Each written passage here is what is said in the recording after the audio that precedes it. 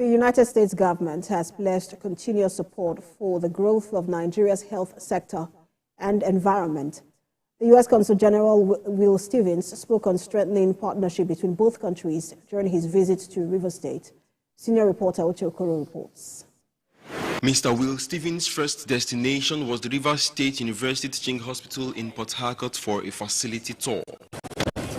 The hospital's infectious diseases unit has enjoyed support from the U.S. government, particularly in the diagnosis and management of HIV/AIDS. The U.S. Consul General says his government would remain committed to eradicating mother-to-child transmission of the disease in the state. No child should be born with HIV/AIDS. It's preventable. And the work that you're doing here is preventing that. And the incredible testing and support that you're giving to your mothers before they give birth and then afterwards is ensuring that the next generation doesn't have to face those threats.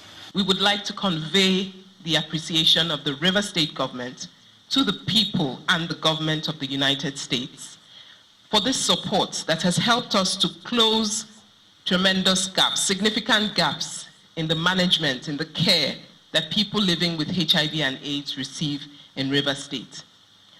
The impact of this is that having more people know their status, having more people placed on treatment, having more people with viral load suppression helps in that journey towards destigmatizing the illness. The delegation headed for the American corner in the University of Port Harcourt, where journalists were attending a U.S. government-sponsored workshop on environmental reporting.